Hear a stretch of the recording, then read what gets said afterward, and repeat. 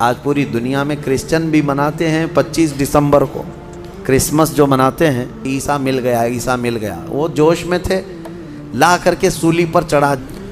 سورہ مریم یہ ایک ہی سورہ ایسی ہے جو کسی خاتون کے نام سے آئی ہے۔ پورے قرآن پاک میں حضرت مریم سلام اللہ علیہا رضی اللہ عنہا کا تذکرہ کثرت سے آیا ہے۔ دنیا کی سب سے پاکیزہ خواتین میں سے ان کا شمار ہے۔ حضرت بی بی مریم کی ولادت کا واقعہ میں تیسرے پارے کی تفسیر میں سورہ آل عمران میں عرض کیا تھا کہ ان کے ماں باپ نے منت کی تھی، ان کے حضرت بی بی مریم کی ماں حنہ اور ان کے والد عمران، انہوں نے منت کی تھی کہ اگر بیٹا ہوگا تو بیت المقدس میں وقف کریں گے۔ پھر وہ بیٹی پیدا ہوئی، پھر بھی انہوں نے بیت المقدس میں وقف کیا، اور جب حضرت بی بی مریم کچھ جوان ہوئیں تو ایسا ہوا کہ اللہ کریم کے حکم سے جبرائیل امین علیہ السلام آئے اور آ کر کے ان سے کہا کہ میں تمہیں ایک بیٹا دینے کے لیے آیا ہوں۔ تو حضرت بی بی مریم گھبرائیں، کہا انی اعوذ بالرحمن منک ان کنت تقیا، اگر تو نیک آدمی ہے تو دور ہو جا، میں اللہ کی پناہ مانگتی ہوں تجھ سے، مجھے آج تک کوئی مرد نے چھوا تک نہیں ہے۔ تو پھر حضرت جبرائیل نے کہا انما انا رسول ربک لاہب لک غلاما زکیا، میں تو تیرے رب کا فرشتہ ہوں، تیرے رب کا قاصد ہوں، بھیجا ہوا ہوں، اور تجھے ایک بیٹا دینے کے لیے آیا ہوں۔ بی بی مریم نے پوچھا، قالت انا یکون لی غلام ولم یمسسنی بشر ولم اک بغیا، مجھے بیٹا کیسے ہو سکتا ہے، مجھے آج تک کسی مرد نے چھوا نہیں اور نہ ہی میں بدکار عورت ہوں، مجھے کیسے بیٹا ہوگا؟ قال کذالک، جبرائیل امین نے کہا ایسے ہی اللہ چاہتا ہے۔ هو علی ہین، قال ربک هو علی ہین وقد خلقتک من قبل ولم تک هو علی ہین ولنجعلہ آیۃ للناس، تیرا رب یہ فرما رہا ہے کہ یہ کام اس کے لیے بڑا آسان ہے، رب تعالیٰ کے لیے بڑا آسان ہے، اور تجھے بغیر کسی شوہر کے ٹچ کیے چھوئے ایک بیٹا دے گا اللہ تعالیٰ، تاکہ اس بیٹے کو اللہ اپنی نشانی بنا دے اور اپنی طرف سے اس کو رحمت بنائے، اور اللہ کا یہ فیصلہ ہے۔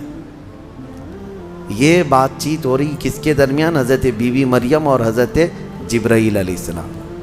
جبرائیل علیہ السلام اللہ کے فرشتے ہیں، فرشتوں کے اندر یہ بات پہلے سے آپ کو یاد رہے، نہ وہ فرشتے مرد ہیں نہ عورت ہیں، نہ ان کے اندر انسانی فطرت کے تقاضے جو ہوتے ہیں، شہوتیں، وہ بالکل نہیں ہوتی۔ فرشتہ گناہ کرنا تو دور کی بات، گناہ کے متعلق سوچ بھی نہیں سکتا، اللہ نے وہ چیز ہی فرشتے کے اندر نہیں رکھی۔ فرشتوں کے اندر شہوت کا مادہ ہے ہی نہیں، خواہشات نفسانیہ بالکل نہیں، نفس ان کے اندر نہیں ہے۔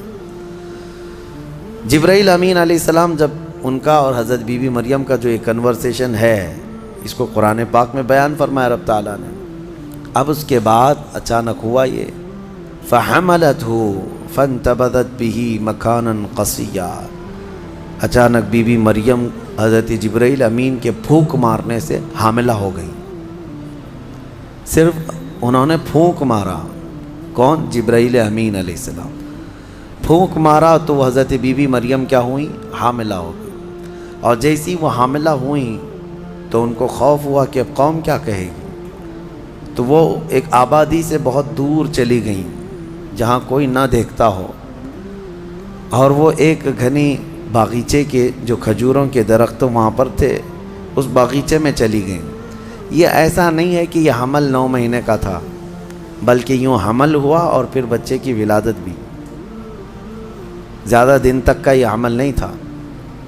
بہرحال جب حضرت بی بی مریم بچے کی ولادت کے آثار نظر آنے لگ گئے، قریب ایک باغیچے میں گئیں، وہاں کا تذکرہ بھی رب تعالیٰ فرماتا ہے، فَأَجَاءَهَا الْمَخَاضُ إِلَى جِذْعِ النَّخْلَةِ، ایک کھجور کے درخت کی جڑ کو پکڑ کر کے وہ بیٹھی رہیں، اور پھر اس کے نیچے سے وہاں سے آواز دینے لگی، اپنے رب کو کہ مولا میری حفاظت فرما.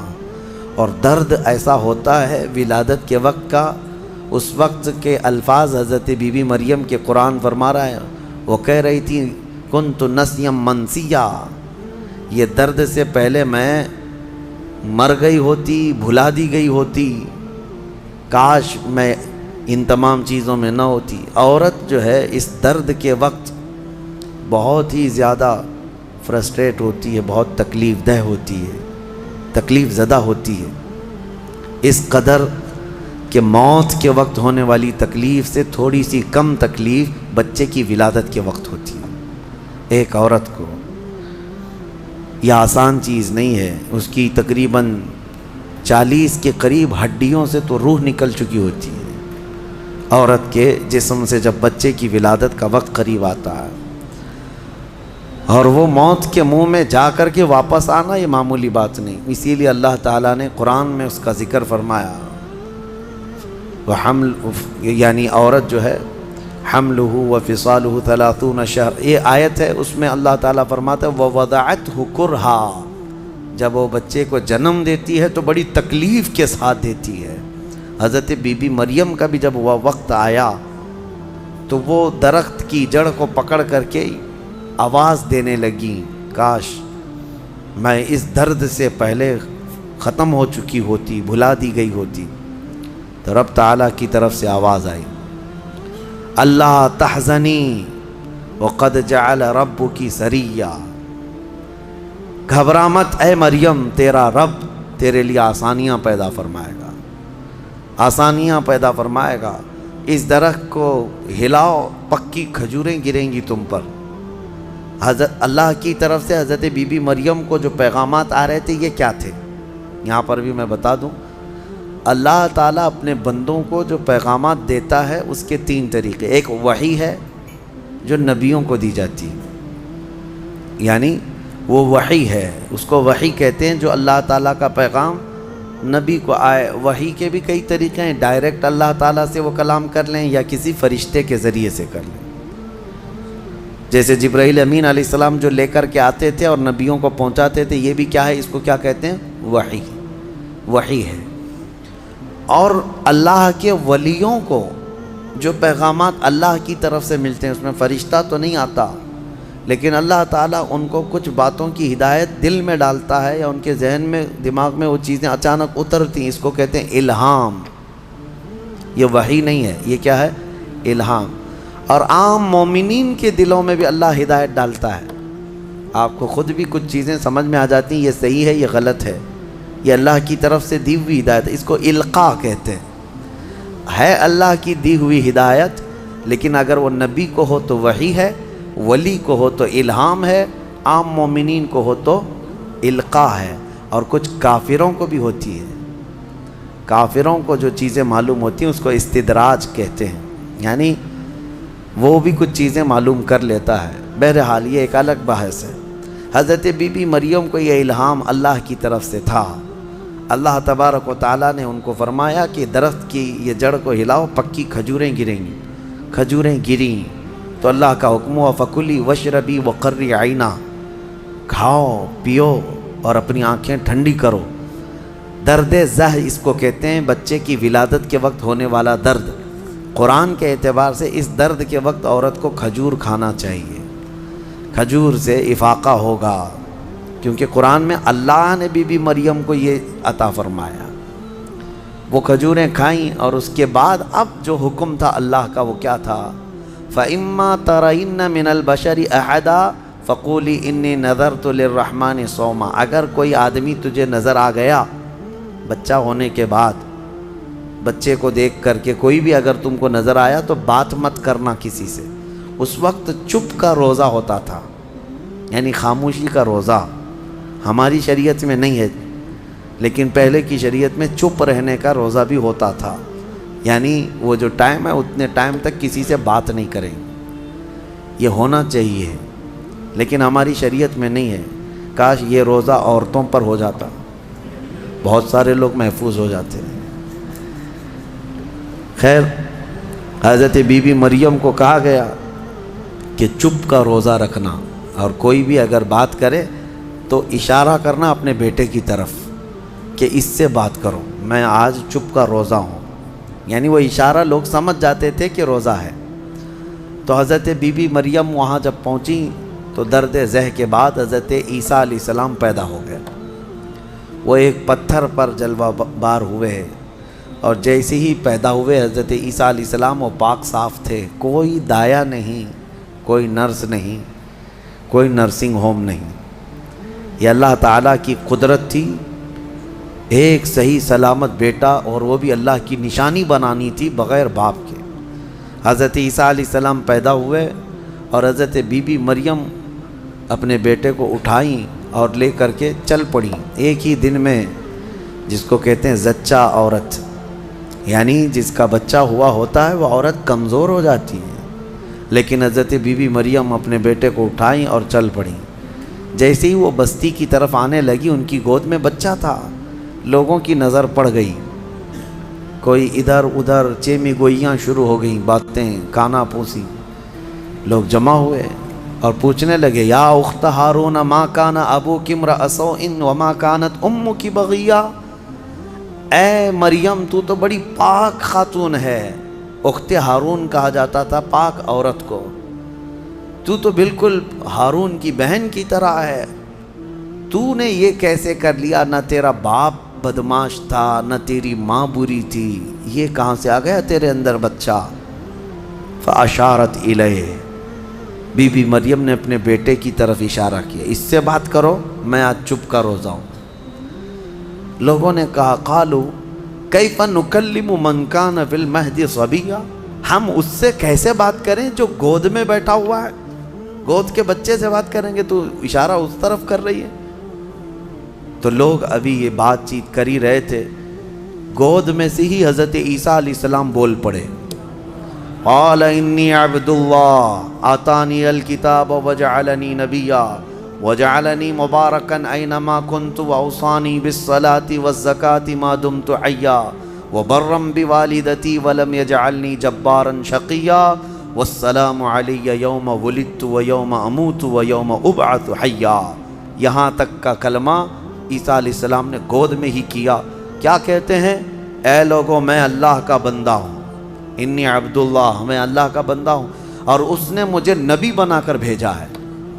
حضرت عیسیٰ علیہ السلام کو گود میں ہی نبوت ملی ہے، گود میں نبوت ملی ہے، اس نے مجھے نبی بنا کر بھیجا ہے۔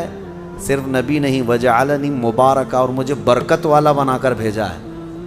اور پھر مجھے اللہ نے یہ حکم دیا ہے میں جہاں کہیں پر بھی رہوں نماز قائم کروں، زکوٰۃ دیتا رہوں، جب تک میں زندہ رہوں نماز قائم کرتا رہوں اور زکوٰۃ دیتا رہوں، ان کی امت کی اور ان کی شریعت کی جو نماز رہی۔ اور پھر اللہ نے مجھے حکم دیا ہے کہ میں میری ماں کا فرما بردار رہوں اور اس کا نافرمان نہ رہوں۔ اور پھر آخری والا جملہ تو بہت امپورٹنٹ ہے ہم سنیوں کے لیے، جو عیسیٰ علیہ السلام نے کیا۔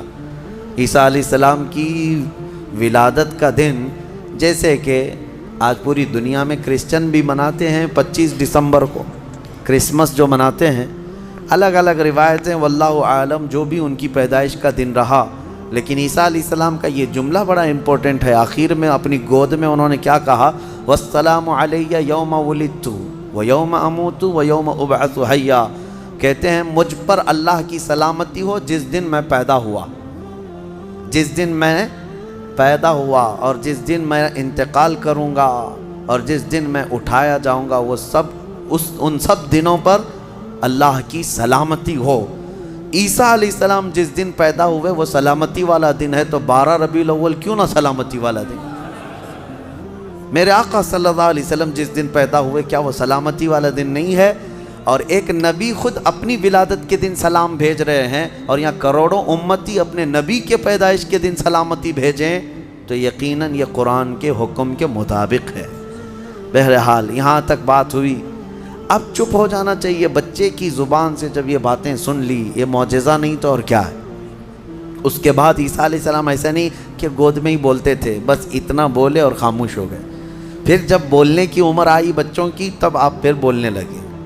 اب عیسیٰ علیہ السلام کے متعلق اب سنیے، جب آپ پھر جوان ہوئے اور عجیب و غریب باتیں، ظاہر سی بات ہے اللہ کے نبی ہر زمانے میں پاک لوگ ہوا کرتے، پاکیزہ لوگ، ان کی زبان میں اثر الگ۔ پھر اللہ تبارک و تعالیٰ نے آپ کو جب نبوت گود میں عطا کی تھی تو جوان ہوتے ہی آپ نے تبلیغ اپنے دین کی شروع فرمائی، لوگوں کو ایمان کی طرف بلائے، ایک خدا کی عبادت کی طرف، آخرت کی طرف لوگ آتے رہے اور آپ کی طرف متوجہ ہوتے رہے۔ یہ زمانہ یہودیوں کا ہے، بڑے ڈینجر لوگ ہیں ہر زمانے میں، یہ یہودی بڑے ڈینجر ہیں۔ یہ ظالم جو ہے معمولی نہیں ہے، کیوں ان کے اوپر اللہ نے قرآن میں لعنت فرمائی ہے؟ یوں ہی نہیں، یہ ان یہودیوں نے تقریباً 10,000 نبیوں کا قتل کیا ہے۔ ہاں، جیوز لوگوں کو آج برا لگتا ہے میری تقریروں کو کوٹ کر کے بہت سارے جگہ، اس وجہ سے تو میری تقریریں لے کر اسرائیل والے بیٹھے ہیں، مجھے ویزا نہیں دیتے، مجھے اس سے فرق نہیں پڑتا۔ ہمارے لیے جو اصلی ویزا ہے وہ مدینہ طیبہ کا ہے، جب تک وہ دروازہ کھلا ہے ہماری روح جسم میں باقی ہے۔ اور میرے آقا صلی اللہ تعالیٰ علیہ وسلم کے عنایت سے، ان کے کرم سے ہمیں اتنا یقین ہے کہ اگر جانے کی طاقت استطاعت کہیں کی بھی نہ ہو، اتنا یقین ضرور ہے میرے اعمال کا بدلہ تو جہنم ہی تھا، میں تو جاتا میرے سرکار نے جانے نہ دیا۔ جب وہ جائیں گے اپنے غلاموں کو ساتھ لے کر جنت میں جائیں گے انشاءاللہ۔ یہودیوں نے اس وقت بھی نبیوں کی دشمنی کی تھی، اب عیسیٰ علیہ السلام کے دشمن ہو گئے۔ ان کو یہ تھا کہ ان کی طبیعت کے خلاف جب بھی کوئی بات کرے تو اس کے دشمن ہو جاتے تھے۔ یہودیوں کو یہ چاہیے تھا کہ ان کی طبیعت میں جیسی ہے ویسی شریعت ہونی چاہیے، الگ سے اللہ کے احکامات کو نہیں ماننا ہے، کتاب کے جو احکامات ہے اسے نہیں ماننا ہے، نبیوں کے احترام نہیں ہے، ان کو خود کی بنائی ہوئی شریعت چاہیے۔ بڑے امیر لوگ کچھ غلطی کریں تو انہیں معاف کرنا چاہیے، غریب لوگ کریں تو انہیں خوب مارنا چاہیے، یہ یہودیوں کی طبیعت تھی، یہودی یہ چاہتے تھے۔ عیسیٰ علیہ السلام جب جوان ہوئے تو آپ کی طرف لوگ ایمان والے بڑھنے لگ گئے، ان کو حواریین کہا جاتا ہے، جیسے میرے آقا کے ساتھیوں کو کیا کہتا ہے؟ صحابہ اکرام، صحابہ، اور حضرت عیسیٰ علیہ السلام کے جو ساتھی صحابی تھے ان کو حواری کہا جاتا ہے۔ یہ عیسیٰ علیہ السلام کے حواری، وہ بڑے مخلص لوگ آپ کے ساتھ تھے۔ 12 لوگوں کا تو ذکر آیا ہے اور 4 مشہور شاگرد ہیں، انہی 4 لوگوں نے حضرت عیسیٰ علیہ السلام کی پوری انجیل کو ترتیب دیا۔ یوحنا، لوقا، متی، مرقس، یہ 4، انہی کے 4 ناموں سے آج انجیل بھی، بائبل بھی ہے۔ تو بائبل یوحنا کو آج جان کہا جاتا ہے، یوحنا کو یہ بدل کر کے جان کہتے ہیں۔ متی جو ہے ان کو میتھیو کہتے ہیں، اور مرقس کو غالباً کچھ اور نام، مرکری و کچھ نام دیتے ہیں۔ اور یہ تمام جو عربی نام تھے یا عبرانی نام تھے اس زمانے کے، یہ عیسیٰ علیہ السلام کے 4 مشہور شاگرد ہوئے۔ اب عیسیٰ علیہ السلام کے معجزے میں آپ کو بتاؤں، اللہ تعالیٰ نے 3 معجزے آپ کو دیے تھے عیسیٰ علیہ السلام کے، 3 معجزے مشہور ہیں۔ پہلا معجزہ یہ ہے کہ وہ نابینا آدمی جو مادر ذات پیدائشی اندھا ہے، اس کی آنکھوں پر ہاتھ رکھتے تو اس کو آنکھیں آ جاتی، اور جو کوڑ کی بیماری میں مبتلا ہے، سفید داغ کی بیماری یا کوڑ کی بیماری میں مبتلا ہے، عیسیٰ علیہ السلام اس کے جسم پر ہاتھ پھیرتے تو وہ کوڑ کی بیماری ختم ہو جاتی۔ سفید داغ آج بھی لا علاج بیماری ہے، کوڑ کی بیماری لا علاج ہے، جیسے کہ مشہور ہے۔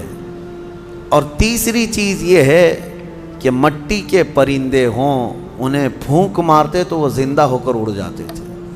ہاں، مٹی کے پرندے، اس وقت ٹوائز ہو سکتا ہے مٹی کے بنتے ہوں گے، کھلونے۔ عیسیٰ علیہ الصلوۃ والتسلیم صرف مٹی کے پرندوں کو نہیں، کئی مرتبہ قبروں میں سوئے ہوئے مردوں کو بھی آپ نے زندہ کر کیا ہے۔ قبر پر کھڑے ہو کر کے آپ کہتے قم باذن اللہ، اللہ کے حکم سے اٹھ جا، تو مردہ زندہ ہو جاتا۔ آپ نے اپنی زندگی میں 3 مردوں کو زندہ کیا، اور وہ جیے بھی اور پھر چند دنوں کے بعد پھر مرے بھی۔ یہ معجزہ تھا عیسیٰ علیہ السلام کا، اور اس کے علاوہ کچھ خاص باتیں ان کی یہ بھی ہیں. وہ فرماتے ہیں اُنَبِّئُكُم بِمَا تَأْكُلُونَ وَمَا تَدَّخِرُونَ فِي بُيُوتِكُم، اے لوگو تم اپنے گھروں میں جو کچھ جمع کرتے ہو اور جو کچھ کھاتے ہو میں ان سب کی خبر دیتا ہوں، میں سب جانتا ہوں، میں تمہیں خبر دے سکتا ہوں. عیسیٰ علیہ السلام اپنے گھر میں بیٹھ کر امتیوں کے گھروں میں کیا ہے سب جانتے تھے. یہ قرآن سے ثابت ہے.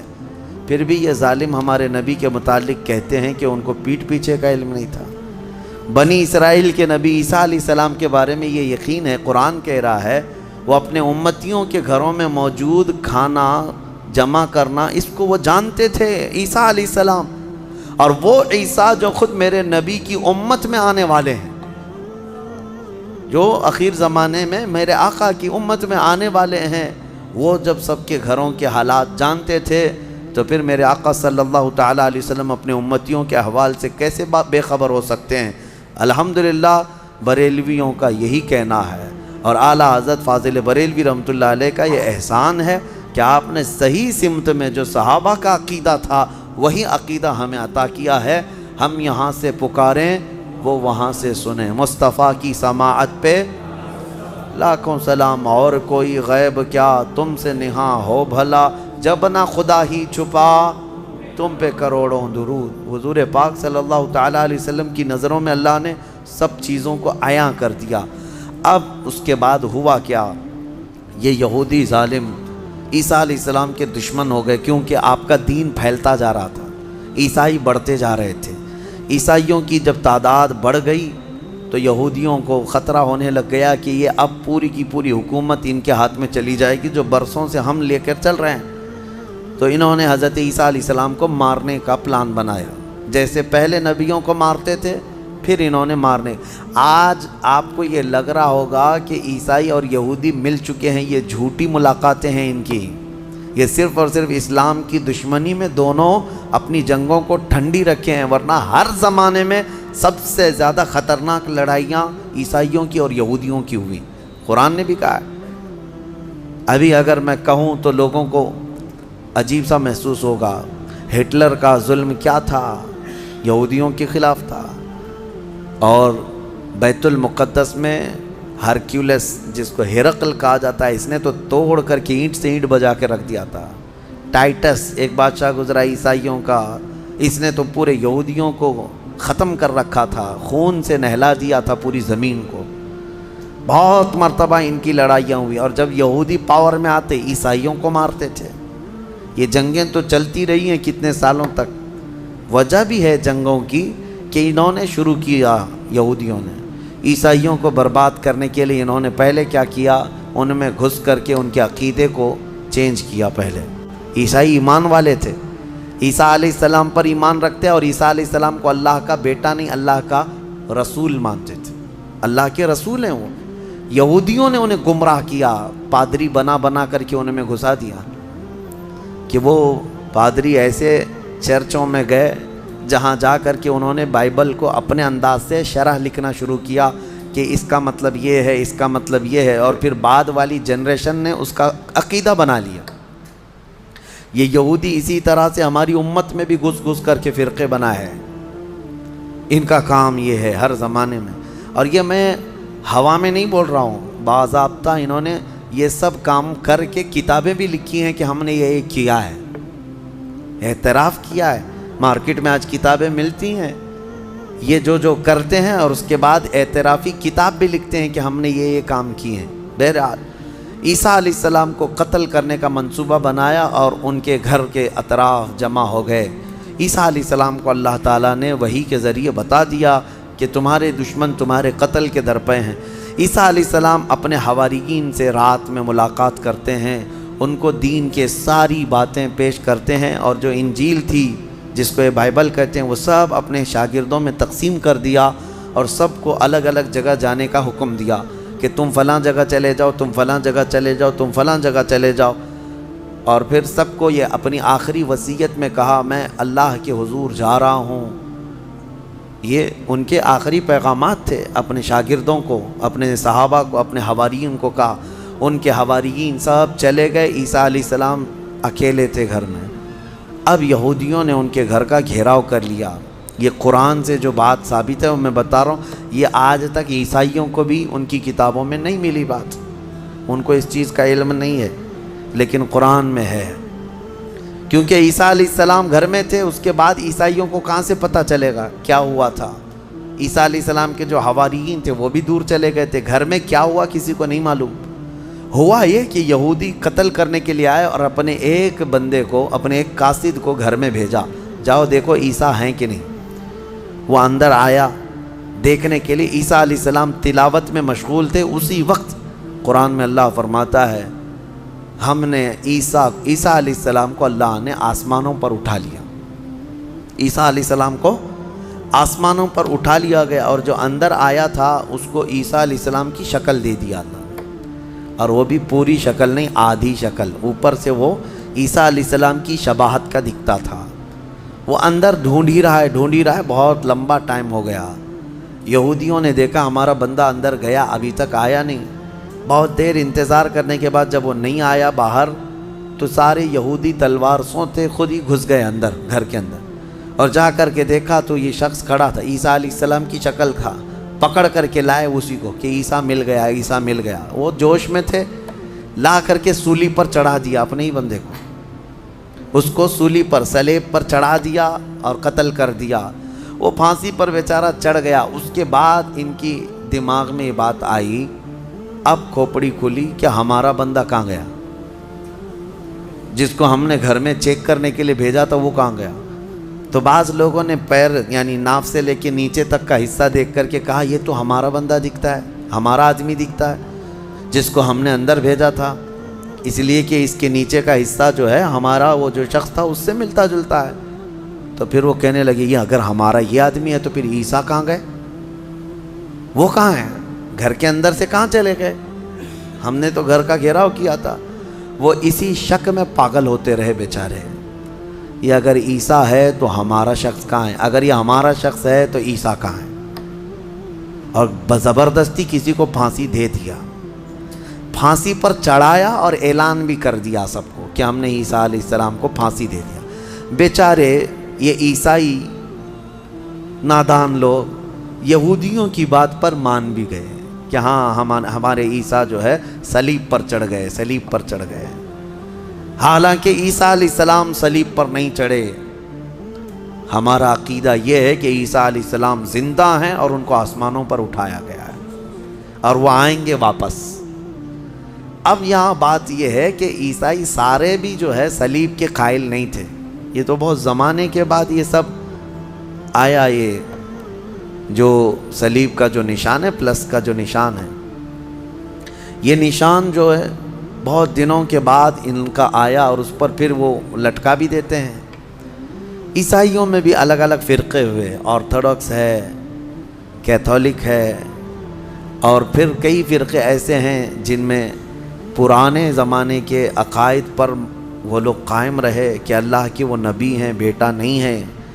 بہرحال ان میں فرقے پیدا کرنے والے یہودی ہیں۔ اب میں یہاں پر ایک بات کہہ کر اپنی گفتگو کو سمیٹتا ہوں کہ یہ واقعہ ہو کر 550 سال گزر گئے تھے، عیسائی یہودی لڑتے تھے، مرتے تھے، 570 سال گزر گئے عیسیٰ علیہ السلام کے آسمانوں پر اٹھائے جانے کے بعد، تب مکہ مکرمہ میں محمد الرسول اللہ تشریف لائے، میرے آقا تشریف لائے، اور پھر جب آپ نے نبوت کا اعلان فرمایا اور قرآن اترنے لگا تو اللہ نے قرآن کی آیتوں میں 550 سال سے جو مسئلہ لٹیگیشن کا شکار تھا، کیوں سمجھ لیں جو پراپرٹی کسی کے حل میں نہیں ہوتی ہے، اس طرح کا مسئلہ تھا کہ کوئی حل نہیں کر پاتا کہ آخر ہوا کیا تھا۔ یہ اسلام کا احسان ہے یہ عیسائیوں پر بھی کہ قرآن نے بتایا کہ عیسیٰ علیہ السلام صلیب پر نہیں گئے بلکہ آسمانوں پر اٹھائے گئے۔ اور دوسری بات، عیسائیوں پر ایک بڑا احسان قرآن کا یہ بھی ہے کہ یہودی ہمیشہ بی بی مریم کو گالیاں دیتے رہے، یہودی ہمیشہ الزام لگاتے رہے کہ مریم کے ہاں بغیر باپ کے بیٹا پیدا ہو گیا، غلط عورت تھی، نعوذ باللہ معاذ اللہ، یہودی گالیاں دیتے رہے اور عیسائی صفائی دیتے رہے۔ لیکن یہ احسان ہے قرآن کا ان پر بھی کہ بی بی مریم کے ساتھ کیا ہوا تھا، یہ پوری تفصیل اللہ نے قرآن میں بتائی۔ عیسائیوں کو تو یہ چاہیے کہ قرآن کا احسان ہمیشہ ماننا چاہیے۔ بی بی مریم کی طہارت قرآن نے بتائی ہے۔ بہرحال لوگوں کو ایسا لگتا ہوگا کہ ہم ایک دوسرے کے دھرم کے خلاف ہوتے ہیں۔ آپ یہاں آ کر کے دیکھیں، کرسچینٹی کے اندر جو کچھ بھی آج تبدیلی ہے ہم اس کے قائل نہیں ہیں، لیکن عیسیٰ علیہ السلام اور حضرت بی بی مریم کے لیے ہم اپنی گردنیں ہمیشہ اسی طرح احترام میں جھکاتے ہیں، کیونکہ میرے نبی نے فرمایا کہ وہ اللہ کے نبی تھے۔ اب ایک اور بڑا ان کا جو گمراہی کا عقیدہ ہوا، کیا؟ وہ ٹرائنیٹی کا عقیدہ، تثلیث جس کو کہتے ہیں، تین خدا ماننا۔ کہتے ہیں ہے ایک ہی لیکن تین حصے، یہی تو ہندو بھی کرتے ہیں، ہے ایک ہی ہے باقی اوتار ہیں سب۔ اسی طرح عیسائیوں میں شرک آ گیا۔ کیسے؟ وہ کہتے ہیں ایک خدا ہے، اس کو فادر کہتے ہیں، گاڈ فادر، وہ فادر ہے، اور بیٹا سن ہے، یعنی عیسیٰ علیہ السلام کو سن کہتے ہیں۔ اور پھر بی بی مریم میری ہے۔ ایک فرقہ یہ کہتا ہے کہ تین ہیں، ایک فادر ہے، ایک سن ہے اور ایک میری ہے، یہ تین ہیں۔ اور ایک فرقہ ہے تین خدا مانتا ہے، اس میں ایک حضرت اللہ کو، دوسرے عیسیٰ کو اور تیسرے جبرائیل امین کو، روح القدس کو، یہ بھی خدا۔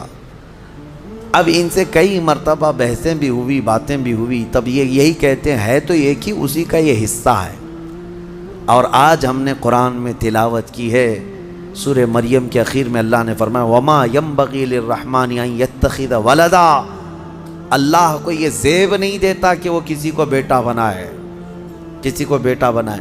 اب میں آپ کو منطق کے اعتبار سے بھی اگر بتاؤں، بیٹا جو ہوتا ہے وہ باپ کا وارث ہوتا ہے، باپ کا وارث ہوتا ہے۔ اگر اللہ پوری زمینوں آسمانوں سب کا مالک ہے تو پھر بیٹے کو بھی وراثت میں وہی چیزیں ملنی چاہیے، اور بیٹا بھی برابر کا ہے، تو خدا کا تصور کہاں رہا؟ خدا کا تصور کہاں رہا؟ خدا وہ ہے جس کے ساتھ ہم کسی کو شریک نہیں مانتے۔ اور پھر یہ بھی ہے کہ اگر اللہ کو بیٹا بنانا ہوتا تو اپنے حبیب کو بیٹا بناتا، لیکن اللہ تعالیٰ اس سے پاک ہے، منزہ ہے، لم یلد ولم یولد۔ ہمارا عقیدہ یہ ہے، نہ وہ کسی سے پیدا ہوا نہ اس سے کوئی پیدا ہوگا۔ انہیں اس عقیدے سے باز آنا چاہیے۔ لیکن ایک خوشخبری ہے کہ دنیا میں جتنے عیسائی ہیں، کرسچین ہیں، یہ چاہے مانے نہ مانے، عیسیٰ علیہ السلام جب دنیا میں آئیں گے تو روایات میں یہ ملتا ہے کہ وہ سب کے سب پھر ایمان لائیں گے انشاءاللہ، اور پھر ہر پرچم جو گھر سے لہرائے گا، جواب میں ہر جگہ گھر سے یہی آواز آئے گی لبیک یا وآخر دعوانا ان الحمدللہ رب